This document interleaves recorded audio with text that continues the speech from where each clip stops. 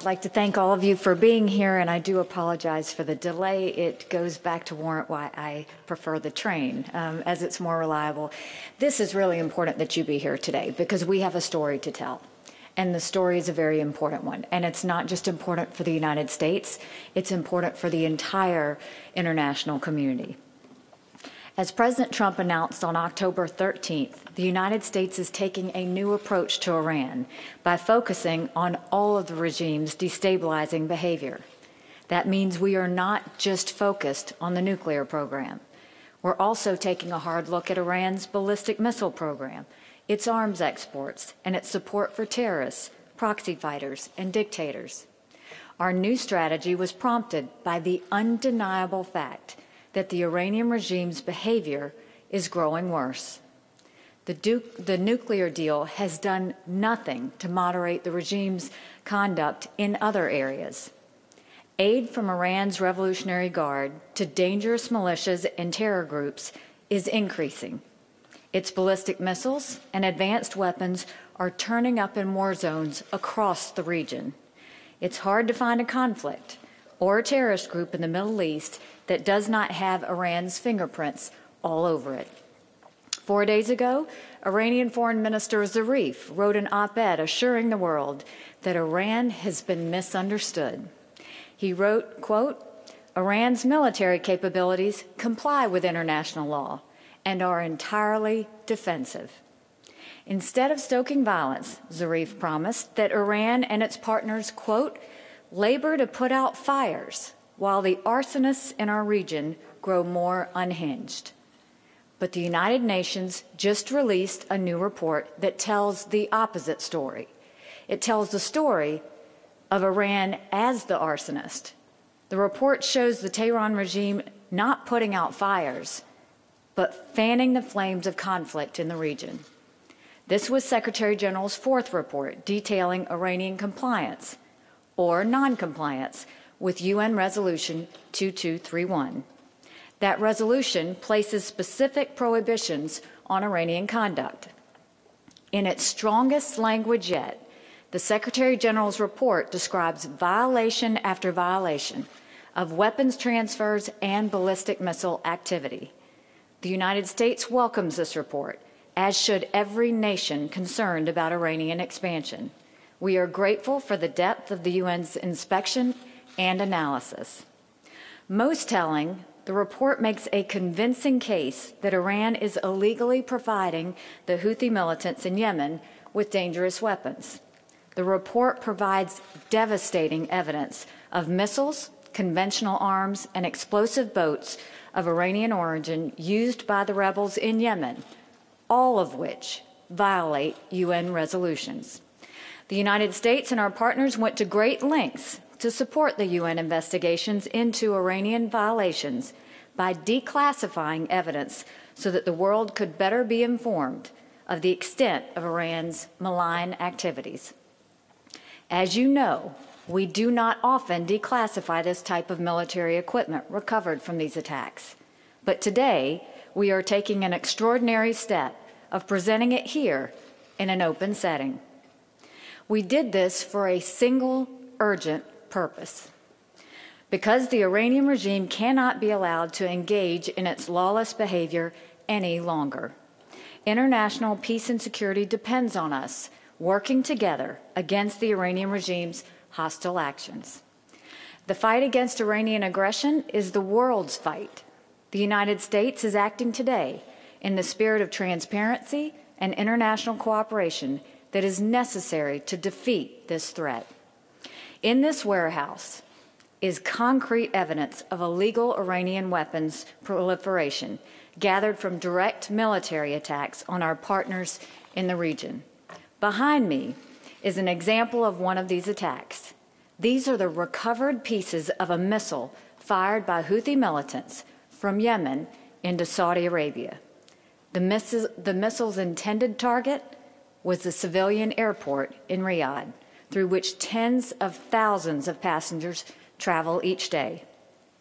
I repeat, the missile was used to attack an international civilian airport in a G20 country. Just imagine if this missile had been launched at Dulles Airport or JFK, or the airports in Paris, London, or Berlin. That's what we're talking about here. That's what Iran is actively supporting. What is most revealing about this missile is what's not here. This is a short-range ballistic missile. It is missing the large stabilizer fins that are typically present on these kinds of missiles. The Iranian Guillaume missile is the only known short-range ballistic missile in the world that lacks such stabilizer fins and includes 9 valves that you will see running along the length of the missile. Those valves are essentially Iranian missile fingerprints. On your walkthrough, you will also see missile debris stamped with the logo of Shahid Bagheri Industries, an Iranian manufacturer. Those are just 2 of the many pieces of evidence that tell us of this missile's Iranian origins.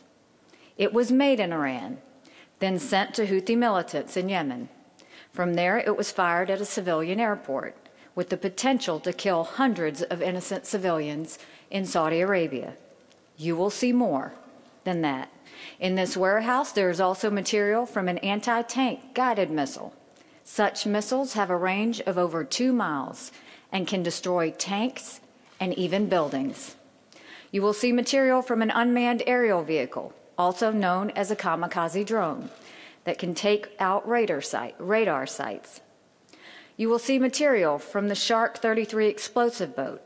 These are boats with a warhead inside them that explodes on impact. They can blow 6 feet wide holes in the hulls of ships. All of these weapons include parts made in Iran, some by Iran's government-run defense industry. All are proof that Iran has defied the international community, and not just one time. This evidence demonstrates a pattern of behavior in which Iran sows conflict and extremism in direct violation of UN Security Council resolutions. In just a minute, Laura Seal from our Defense Department will walk you through the items gathered here and explain their connection to the Tehran regime. We welcome a thorough examination of this material, not just by the members of the press here today, but by the international community. Several countries will be sending delegations here to view this material in the next few days. Some have already been here. We are inviting the entire UN Security Council to see it for themselves, and we are inviting all members of Congress to view it. This evidence is part of what has led the U.S. intelligence community to conclude unequivocally that these weapons were supplied by the Iranian regime. The evidence is undeniable. The weapons might as well have had "Made in Iran" stickers all over it. The United States stands ready to share what we know to further the cause of peace. We ask our friends and our allies to do the same. Iran is determined to undermine the international consensus against its conduct. We must speak with one voice in exposing the regime for what it is, a threat to the peace and security of the entire world. We call on all nations to join us in a united front resisting this global threat. I will be happy to take your questions. I do first want to thank the Department of Defense, their intelligence experts, all that went into this. When you look at this missile, this is terrifying. This is absolutely terrifying. And this is why it has to stop. We have said multiple times that this is not just about the nuclear program. This is about everything else they're doing, because Iran believes that they have been given a pass. It is incumbent on the international community to show not only are they not being given a pass, but all of these actions have to stop and stop immediately, and we'll continue to do that as we go forward. So Laura Seal will be giving you a tour.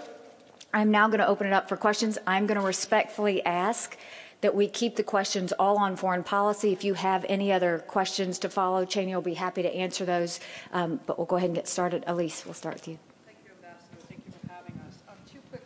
First of all, you said that this You said that these weapons were debris from the missile that was directed at Saudi, but then you said that it is conclusive of a, quote, pattern of behavior.